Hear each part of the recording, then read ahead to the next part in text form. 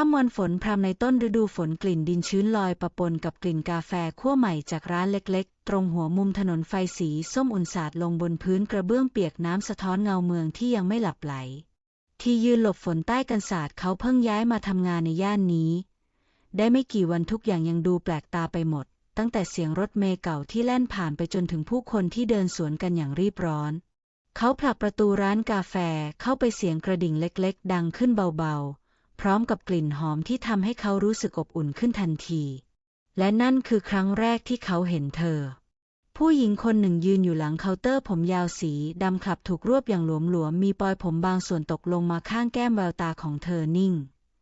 และลึกราวกับผ่านเรื่องราวมามากมายใบหน้ามีริ้วรอยบางๆที่ไม่ได้ทำให้เธอดูแก่ลงกลับทำให้เธอดูมีเสน่ห์อย่างน่าประหลาด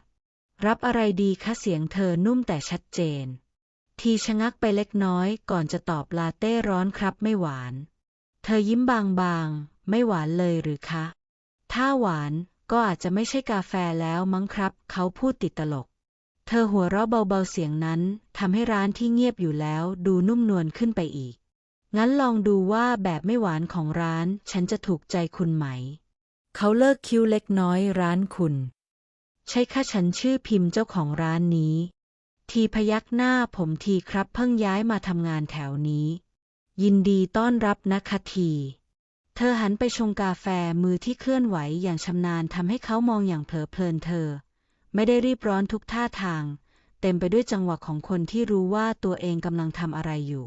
เขานั่งลงที่เคาน์เตอร์มองหยดกาแฟไหลลงถ้วยอย่างช้าๆคุณทำงานอะไรคะพิมพ์ถามโดยไม่หันมา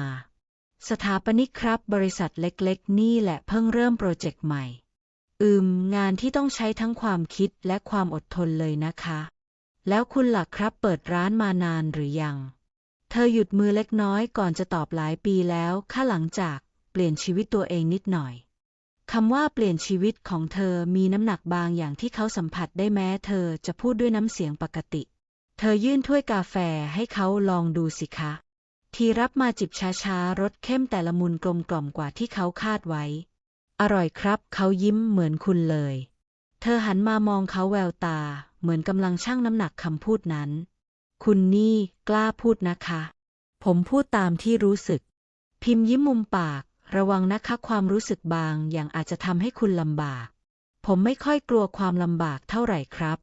บทสนทนาหยุดลงชั่วครู่เสียงฝนข้างนอกยังคงตกสม่ำเสมอราวกับเป็นจังหวะประกอบฉากทีนั่งอยู่ในร้านนั้นนานกว่าที่ตั้งใจไว้ทั้งสองคุยกันเรื่องงานเรื่องชีวิตเรื่องเล็กๆน้อยๆของเมืองนี้และเรื่องความเงียบที่บางครั้งก็มีความหมายมากกว่าคำพูดเขาเริ่มสังเกตว่าเวลาพิมพ์ยิ้มดวงตาของเธอจะอ่อนลงอย่างเห็นได้ชัดและเวลาที่เธอเผลอเมอมองออกไปนอกหน้าต่างเธอดูเหมือนคนที่กำลังคิดถึงบางอย่างที่อยู่ไกลคุณเคยคิดจะออกจากที่นี่ไหมครับเขาถามเคยค่ะเธอตอบแต่สุดท้ายก็กลับมาทำไมถึงกลับมาพิมมองเขาเงียบๆอยู่ครู่หนึ่งก่อนจะพูดว่าเพราะบางที่มันมีบางคนที่เราทิ้งไว้ไม่ได้ทีรู้สึกถึงอะไรบางอย่างในคำพูดนั้นแต่เขาไม่ได้ถามต่อฝนเริ่มซาผู้คนเริ่มทยอยเข้ามาในร้านมากขึ้นทีลุกขึ้นเตรียมจะกลับผมจะมาอีกนะครับถ้าคุณอยากดื่มกาแฟดีๆก็มาได้เสมอค่ะเขายิ้มผมอาจจะมาเพราะอย่างอื่นมากกว่ากาแฟพิมมองเขานิ่งๆก่อนจะตอบเบาๆฉันจะรอดูค่ะว่าคุณจะมาด้วยเหตุผลอะไรหลังจากวันนั้นทีก็กลายเป็นลูกค้าประจำของร้านเขาแวะมาทุกเย็นหลังเลิกงานบางวันก็ช่วยพิมพ์เก็บโต๊ะบางวันก็นั่งเงียบๆฟังเพลงเบาๆที่เธอเปิดความสัมพันธ์ของทั้งสองค่อยๆขยับเข้าใกล้กันอย่างเป็นธรรมชาติไม่มีการเร่งรัดไม่มีคำพูดใหญ่โตแต่เต็มไปด้วยสายตารอยยิ้มและความเข้าใจที่ค่อยๆก่อตัววันหนึ่งหลังร้านปิดพิมพ์นั่งลงตรงข้ามเขาเป็นครั้งแรกโดยไม่มีเคาน์เตอร์กั้นกลางทีคุณรู้ใช่ไหมว่าฉันอายุมากกว่าคุณมากเขาพยักหน้ารู้ครับแล้วคุณก็ยังมาที่นี่ทุกวันใช่ครับทำไมเขามองเธอโดยไม่หลบสายตาเพราะผมชอบคุณไม่ใช่เพราะคุณอายุเท่าไหร่พิมพ์เงียบไปนานเธอมองมือของตัวเองก่อนจะเงยหน้าขึ้นอีกครั้งคุณอาจจะยังไม่รู้ว่าการเดินไปกับฉันมันหมายความว่าอะไรงั้นคุณก็สอนผมสิครับคำตอบนั้นทำให้เธอหัวเราะเบาๆอีกครั้งแต่คราวนี้ในเสียงหัวเราะมีความสั่นไหวเล็กน้อยคุณนี่ดื้อจริงๆ ทียื่นมือไปวางบนโต๊ะใกล้มือเธอแต่ไม่ได้แตะผมแค่ไม่อยากเสียโอกาสที่จะได้อยู่กับคนที่ผมรู้สึกดีด้วย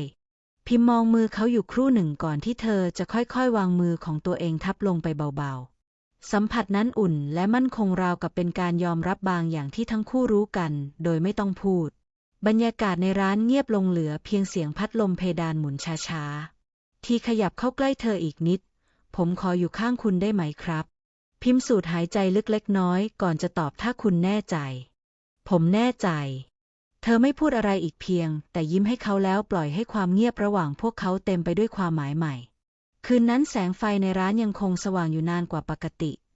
และในความเงียบนั้นความสัมพันธ์ที่เริ่มต้นจากกาแฟถ้วยหนึ่งได้ก้าวข้ามไปสู่อีกขั้นหนึ่งอย่างนุ่มนวลโดยไม่มีคำจำกัดความใดๆมาจำกัดมันไว้และตั้งแต่วินาทีนั้นเป็นต้นมาชีวิตของทีก็ไม่ได้เป็นเพียงชีวิตของชายหนุ่มธรรมดาอีกต่อไปแต่เป็นชีวิตที่ผูกพันกับผู้หญิงคนหนึ่งที่ผ่านโลกมามากกว่าเขาและเลือกจะเปิดประตูให้เขาเข้ามาอยู่ในนั้นอย่างเต็มใจจบแล้วจ้า